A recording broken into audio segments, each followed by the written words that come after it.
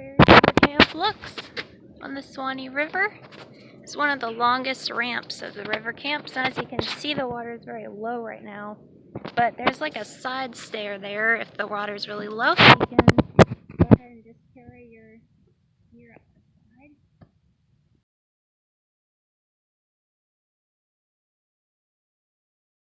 This river camp has one of the best primitive campsites.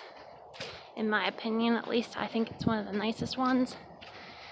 Has a nice piney base, but also some tree cover so that if it's rainy, get a little less wet. So here's the split. Over there is the primitive. Over here are the platforms. The camp host is conveniently close here as well. Sometimes they're kind of far away, but if you need wood,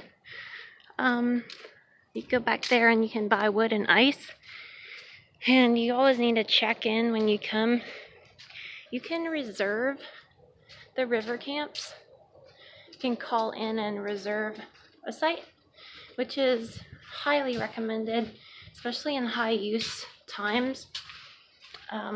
If you didn't make a reservation, please don't set up your campsite until you talk to the host. So here is what the bathrooms look like at Woods Ferry. There's one shower. Everything is handicap accessible in the river camps, as you can see. There's a dishwashing station here. And right down there is a water spigot.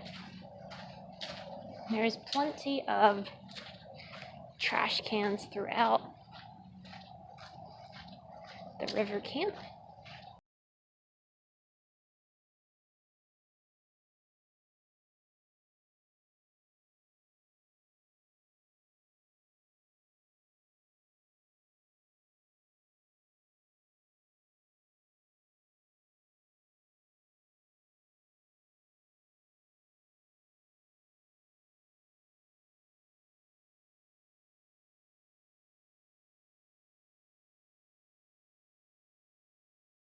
Here is how the non-handicap accessible shelters look, and if there would not be a camp hostel around and you needed to set up camp, just look for these reserved signs, and if this little sign here is strung across the entrance to a platform, then obviously you know you can't set up there.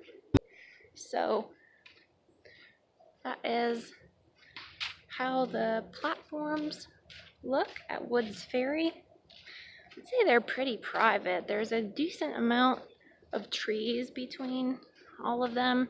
Please just be respectful when you're at the river camps, and remember that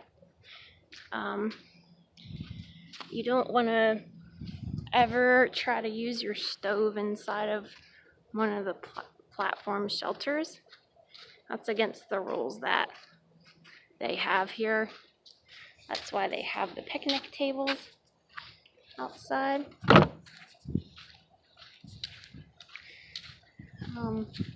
The grills have that handy little brush. That's so nice. And let me just show you how these look inside. They're all screened. They have like the big screen and the small mosquito screening, which is very convenient, and then a light and a fan, and there's also power, so it's really handy if you need to recharge your cell phone or your power bank. That works out.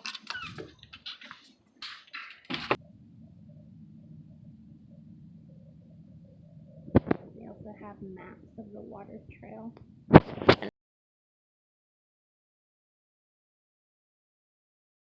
Even if you have a large tent, one of them could go there. We have solo tents. We used 11 and we had plenty of space for them. We're almost done packing up, but as you can see, this is all nice, clear, piney area. you could put a larger tent right back in here, and there's no widowmakers over here in the primitive camping area. They have these two big double grills,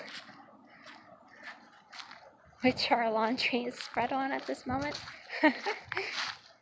And then obviously this area is a little bit close to the fire if you're worried about sparks, but yeah, you could fit multiple larger tents over here as well.